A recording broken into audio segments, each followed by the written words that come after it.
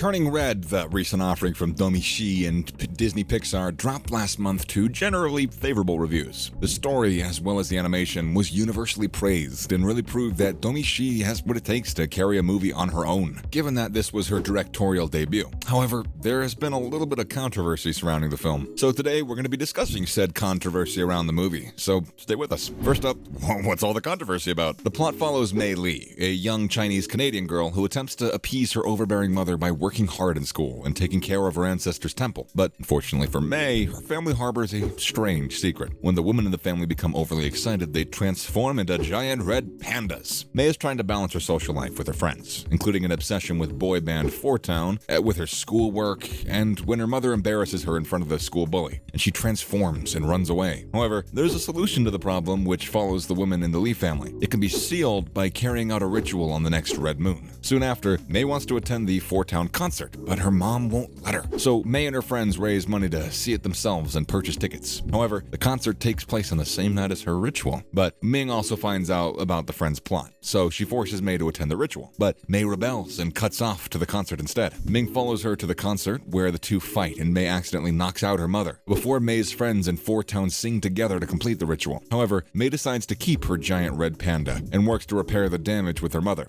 Have you seen Turning Red yet, actually? Let us know. Next up, let's get right into the controversy. Stay with us. Of course, the giant red panda serves as a metaphor for Mei's frustrations over her rapidly changing body. She's often irrational. She's got hair all over the place, and she even smells from time to time. But some people have decided to complain about the story. You know, there's always something, right? Some people have suggested that Mei is too boy crazy, which is of course absurd. She's a 13-year-old girl going through puberty, so obviously her feelings are all over the place. She's also obsessed with Four Town and is often seen dancing along to their songs. Some people have wrongly suggested that the movie over-sexualizes children, which of course is silly. First of all, it's an animation, and second of all, the feelings she's experiencing over boys are completely normal for a girl of her age. Mei's story should of course be used by parents and children everywhere to try to better understand the relationship between the two demographics of when a teenage girl's first experience of lust rolls around. And as we well know, Hollywood is often quick to dismiss the feelings of children, especially where the feelings of young love are involved. But this is obviously a reality for youngsters all around the world. So the fact that Domichi and Disney Pixar are willing to bring these issues to the forefront should in fact be celebrated. Thankfully, Turning Red pulls no punches and allows us to come to terms with the reality of puberty. So what did you guys make of this issue, quote unquote? And what else have we learned from the movie? Well, let's see. A lot, actually. These issues are often only discussed in R or 15 rated films. So this one really brings the topic to the forefront, which is fantastic, especially for young girls, to realize that these feelings are completely normal. In the past, these stories have been handled by showing love interests completely innocently, but Turning Red addressed the frustrations of being a 13-year-old girl head-on. Domichi even told fans that the show has taken inspiration from the show Lizzie McGuire, which raises these issues by bringing her panicked inner thoughts to life through animations. And instead of brushing these feelings under the carpet, which many films before Turning Red have done, the movie puts the message across that no feeling is too small. The show does a fantastic job of explaining how immense Mei's feelings are. When we see her at the concert, she doesn't just let out a tear, it is a literal waterfall. This serves as a metaphor to what's going on inside of her mind and indicates the overwhelming emotions of young girls. But of course, some parents have suggested that the film is inappropriate. It isn't. It actually opens up gently the conversation for parents to approach the topic with their adolescent children without it coming across as weird or awkward. So enough of me. What do you guys think about all this? Next up, more criticism of the menstruation metaphor. As we all know, there's an ongoing debate at the moment surrounding who does and who doesn't menstruate, even despite the fact that there's only really one answer. And some people have gone so far as to suggest that Turning Red made a mistake when it showcased menstruation as an important part of womanhood, even though, as we all know, it is. Some people have lamented the movie for not mentioning the fact that trans men and non-binary people can also experience menstruation,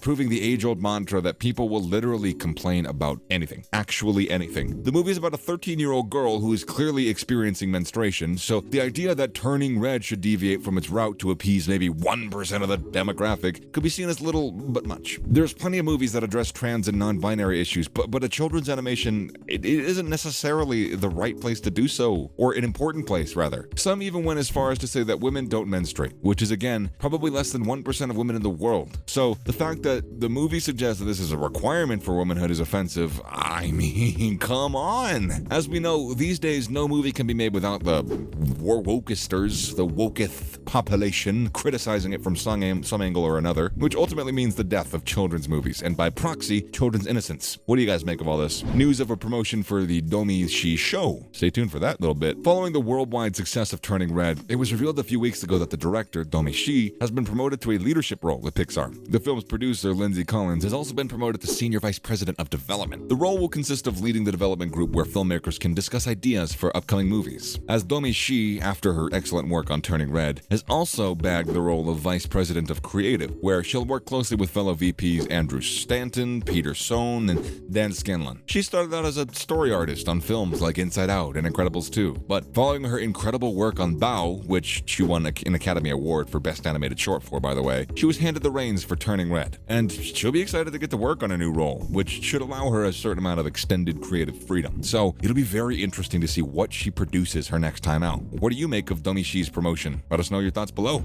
And finally, another progressive movie is about to drop. Fans of the Toy Story franchise are going to be delighted to know that the upcoming Lightyear gave fans at CinemaCon a little sneaky peeky recently. They got to see the first 30 minutes of the movie, and the title card at the start of the movie says that when young Andy got a Buzz toy, it was from his favorite movie. This is that movie. And fans of all things progressive will be delighted to learn that the movie even includes a lesbian character known as Alicia Hawthorne. At the start of the movie, we see Buzz and fellow Space Ranger Alicia crash on a strange planet where they must figure out their way back to Mission Control. And the story is Alicia and her love life, who after a certain amount of time ends up meeting and marrying a lady on the mission space crew, which is just lovely. Alicia acknowledges how the crash landing actually worked out pretty well for her. And we also see the pair kiss at one point, whilst also seeing how they go on and raise a family together. News of the kiss hit headlines last month after it was suggested that corporate executives from Disney had demanded that they tone down the overtly gay tones. I mean, come on guys, it's 2022. If you're not comfortable with gay characters by now, I don't think there's any hope left for you. The controversy also included Florida's Don't Say Gay law, which ridiculously was signed into law last month. And here we thought we were all moving forward. What do you guys think of the news? Let us know below. As always, thanks for tuning in today. Remember to join us next time for some more fun reveals. And also, why not do us a solid by liking today's video?